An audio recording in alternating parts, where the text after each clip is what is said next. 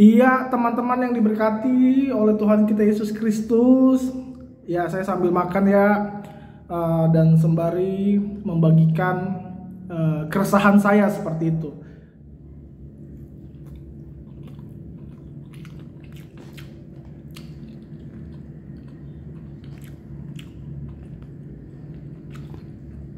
Ya, teman-teman,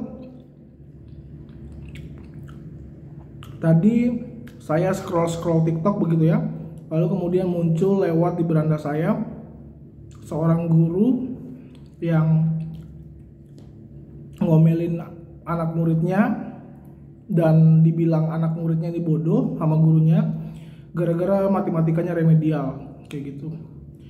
Dan buat saya ini agak sedikit menyedihkan karena ternyata sudah era 2024 kita masih terjebak pada pemahaman bahwa orang pintar harus bisa ngitung, atau orang pintar hanyalah orang-orang yang bisa atau bagus dalam eksak gitu ya, kimia, fisika, dan matematika. Nah, teman-teman, kenapa saya gelisah soal ini? Kenapa saya resah soal ini? Karena statement awal saya ataupun statement saya jelas bahwa setiap anak memiliki keunikan masing-masing. Setiap anak mempunyai kecerdasannya masing-masing. Dan menurut Jean Piaget dalam teori perkembangan pengetahuan anak, bahwa seiring berjalannya waktu, seiring bertumbuhnya anak, maka kecerdasan kognitif itu ataupun kecerdasan yang dimiliki oleh anak itu berubah kayak gitu. Dan teman-teman, itu saya rasakan ketika saya masih SMP. Saya SMP sangat menyukai matematika. Saya sangat mencintai matematika. Tapi ketika masuk SMA saya tidak lagi mencintai matematika dan saya lebih suka bidang bahasa Inggris dan sejarah gitu.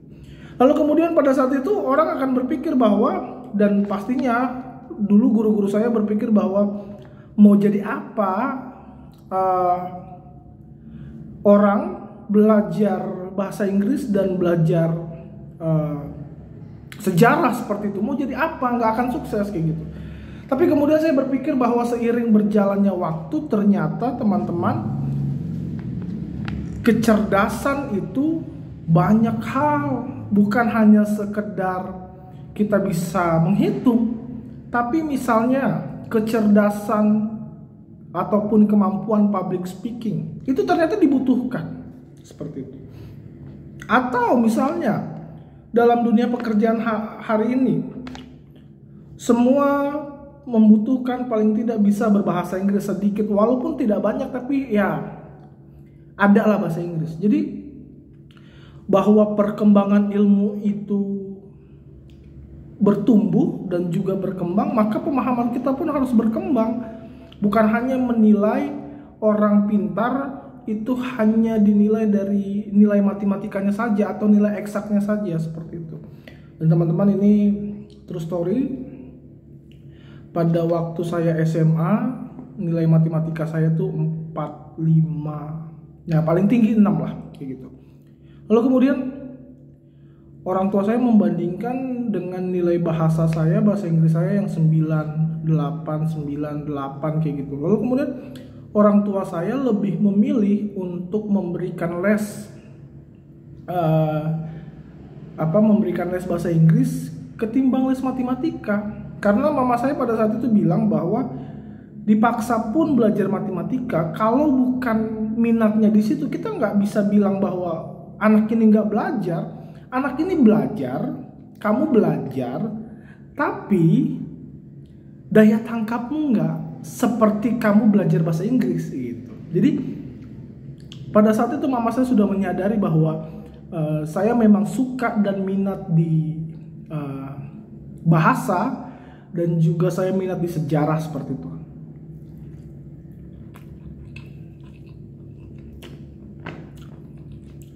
Sehingga itu menjadi penting. Dan sering kali kita terjebak pada, kalau nilai matematika anak kita jelek, maka kita harus ngelesin anak kita matematika biar bisa. Oke, bisa. Tapi masalahnya adalah dia minatnya di situ. Oke, bisa. Tapi dia perform nggak di situ. Sehingga teman-teman, ini menarik. Waktu saya mendapatkan kelas pendidikan Kristiani,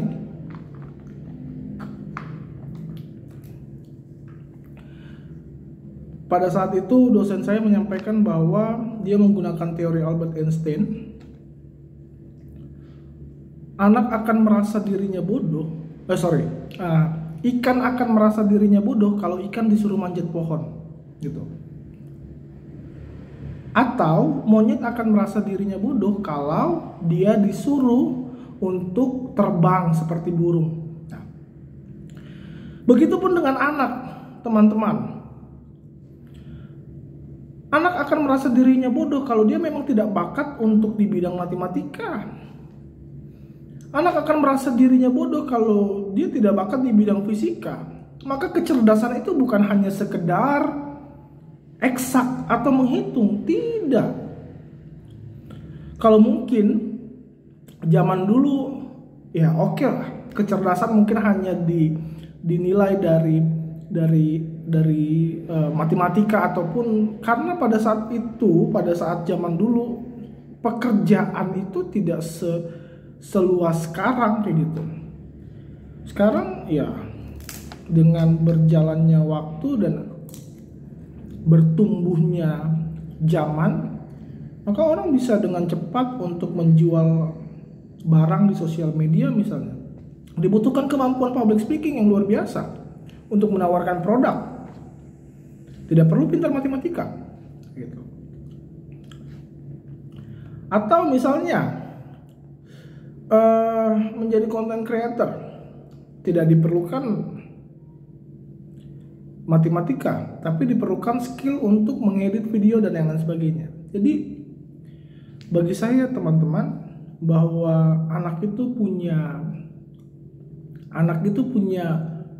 keunikan masing-masing, dan jangan khawatir, anak akan menemukan itu sendiri. Dan tugas sebagai orang tua melihat dan memastikan bahwa anak ini suka nggak di bidang ini, gitu. Anak ini suka nggak dengan bidang yang dia pilih, gitu. Dan seringkali saya menemukan banyak sekali orang-orang yang salah jurusan, lalu kemudian mengatakan bahwa ya udahlah, yang penting saya selesaikan dulu, entah kerja mau jadi apa, ya udah kayak gitu. Jadi pada akhirnya apa? Tidak bertanggung jawab dengan apa yang dikerjakan, karena itu bukan pilihan dia, itu pilihan orang tuanya, gitu loh.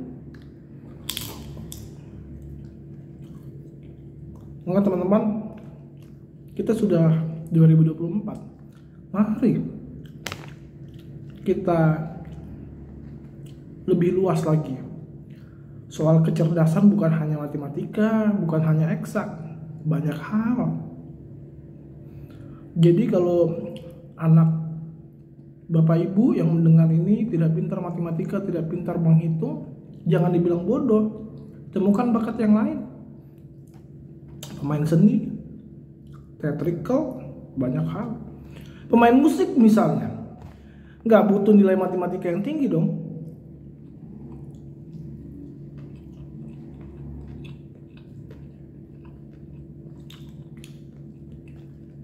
Jadi teman-teman, itu aja keresahan saya.